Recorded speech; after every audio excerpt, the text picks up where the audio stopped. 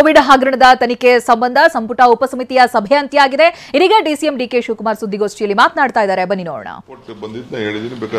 Report ಓದ್ತೀನಿ.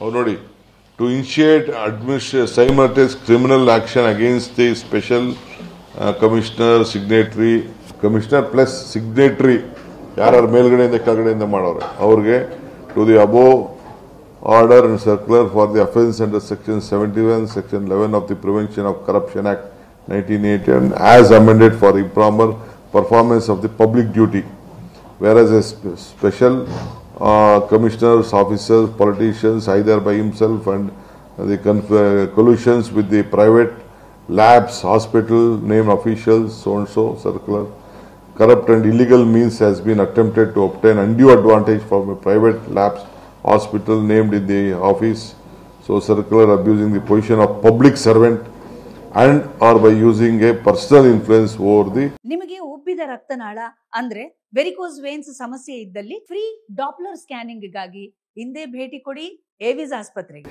Public service involve in the about transactions ಅಂತ ಹೇಳಿ ಕೆಲವೆಲ್ಲ ಬರೆದಿದ್ದಾರೆ. ಅವ್ರ ರಿಪೋರ್ಟ್ ಯಾರು ಪುನಃ ಸಾಹೇಬ್ರ ರಿಪೋರ್ಟ್. ಸರ್, ಇದನ್ನ ವಿಧಾನಸಭೆಯಲ್ಲಿ ಮಧ್ಯಂತರ ವರದಿ ಮಂಡನೆ ಮಾಡಕ್ಕೆ ಅವಕಾಶ ಇದೆ, ಮಾಡ್ತೀರಾ sir? Will come back to you, will examine to ಆಮೇಲೆ ಆಕ್ಷನ್ ಟೇಕನ್ ಎಲ್ಲ ಮಾಡಬಹುದು. ಅದನ್ನ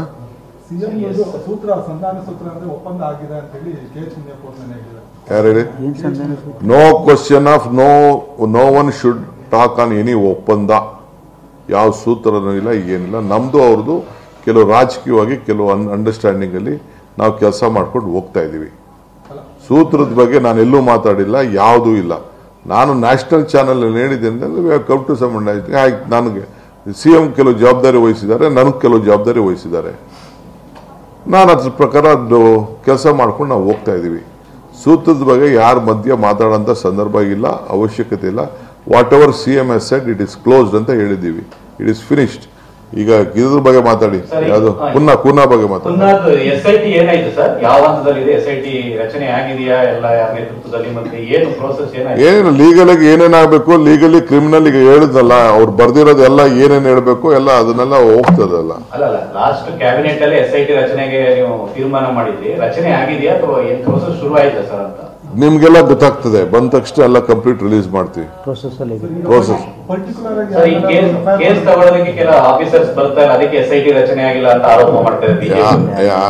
ನೋಡ್ಯಾ, ಯಾವ ಬಿಜೆಪಿಯವ್ರಿಗೂ ಉತ್ತರ ಕೊಡುವಂತ ಅವಶ್ಯಕತೆ ಇಲ್ಲ.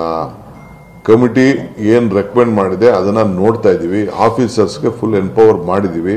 ಅವ್ರ ಡ್ಯೂಟಿ ಅವ್ರು ಮಾಡ್ತಾರೆ.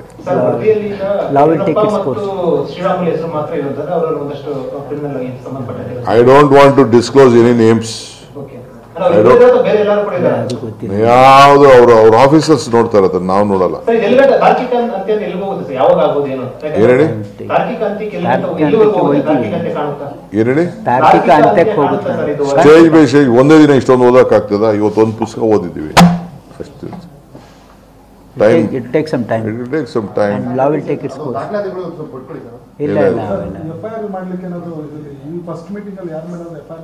ಇಲ್ಲ ಅವ್ರು ಮಾಡ್ತಾರೆ. ಅವ್ರು ಬಿಟ್ಬಿಟ್ಟಿದೀವಿ ಅವ್ರಿಗೆಲ್ಲ. ಅವ್ರು ಯಾವಾಗ ನೋಡ್ಬಿಟ್ಟು ಎಲ್ಲ ನೋಡ್ಬಿಟ್ಟು ಮಾಡ್ತಾರೆ, ಅದೆಲ್ಲ ಅವ್ರು ಮಾಡ್ತಾರೆ. We don't want to involve all those things. The officers will take care of that. ಹಿಂದೆ ಹೇಳಿದ್ರೆ ಪ್ರತಿಪಕ್ಷದ ಕರೋನಾ ಹಗರಣ ಸಂಬಂಧಪಟ್ಟಂತೆ ಒಂದಷ್ಟು ಜನ ಕೂಡ ಕಣ್ಣೀರು ಹಾಕಿದ್ರು, ಒಂದಷ್ಟು ಅವ್ಯವಹಾರ ಆಗಿರೋದು, ಅವನ್ನೆಲ್ಲರೂ ಕೂಡ ಜೈಲಿಗೆ ಹಾಕುವಂತ ಸಾಧ್ಯತೆ ಅಂತ. ಅದು ನೋಡಪ್ಪ, ಹೆಣದ ಮೇಲೆ ಹಣ ಹೊಡೆದಿದ್ದಾರೆ ಅಂತ ನಾವೇ ಅಸೆಂಬ್ಲಿಯಲ್ಲಿ ಭಾಷಣ ಮಾಡಿದ್ದೀವಿ, ನಾವೇ ಕಣ್ಣಲ್ಲಿ ನೋಡಿದ್ದೀವಿ, ನಮಗೆ ಗೊತ್ತಿದೆ. ಗಂಟುಗಟ್ಟಲೆ ಭಾಷಣ ಮಾಡಿದ್ದೀವಿ, ಅನುಭವಿಸಿದ್ದೀವಿ. ಜನ ಇದನ್ನೆಲ್ಲ ನೋಡಿ ರೋಷಿದೆ. ಈಗ ನಾ ಸುಮ್ಮನೆ ನಿಮ್ಗೆ ಉದಾಹರಣೆ ಹೇಳ್ತಾ ಇದ್ದೀನಲ್ಲ ನಾನು. ಯಾಕ್ರಿ ಹೆಂಗ್ರಿ ಏನಂತ ಆಫೀಸರ್ಸ್ಗೆ ಕೇಳಿದೆ, ಅವ್ರು ತೋರಿಸಿದ್ರು. ಏನು ಮಾಡ್ಬೇಕು ಸ್ವಾಮಿ ಇದಕ್ಕೆ? ನಿಮ್ಮ ಕಾನೂನು ಏನು ರೆಕಮೆಂಡೇಶನ್ ಮಾಡಿದ್ದಾರೆ ಅಂತ ಒಂದು ಸ್ಮಾಲ್ ನಿಮ್ಗೆ ಹೇಳಿದೆ ಅಷ್ಟೇ. BBMPಲಿ 84 ಲಕ್ಷ. 84 ಲಕ್ಷ ಅಂದರೆ ಏನು? 1 ಕೋಟಿಗೆ 16 ಲಕ್ಷ ಕಡಿಮೆ. ಬೆಂಗಳೂರು ಸಿಟಿಲಿ ಎಷ್ಟು ಮನೆ ಇದೆ? ಆಮೇಲೆ ಇದು ಕಿದ್ವಾಯಿಲಿ 24 ಲಕ್ಷ ಮಾಡಿದಾರಂತೆ. ಒಂದೇ ಸಂಸ್ಥೆಯಲ್ಲಿ 24 ಲಕ್ಷ ಅಂತಂದ್ರೆ ಎಷ್ಟು ನಿಂತ್ಕೋಬೇಕು ಹೇಳಿ? ಈಗ ನಾವು 50,000 ಜನ ಒಂದು ಪ್ರೋಗ್ರಾಮ್ ಫಿಕ್ಸ್ ಮಾಡಿದ್ರೆ ಎಷ್ಟು ಜನ ಇರ್ತಾರೆ? 24 ಲಕ್ಷ ಅಂತಂದ್ರೆ ಎಷ್ಟು?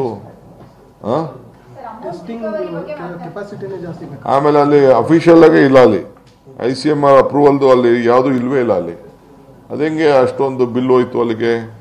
146 ಕೋಟಿ ರೂಪಾಯಿ ಎಲ್ಲೋಯ್ತು, ಯಾರಿಗೋಯ್ತು?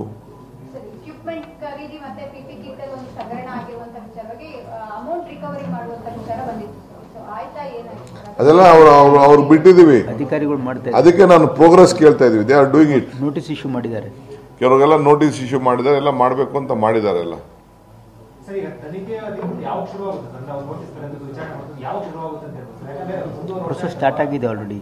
ಸೊ ವಿಲ್ ಟೇಕ್ ಟೈಮ್ ಅಂದ್ರೆ ಪ್ರೊಸೆಸ್ ಸ್ಟಾರ್ಟ್ ಆಗಿದೆ. ಅದೇ ಆಸೆ ನೋಡಪ್ಪ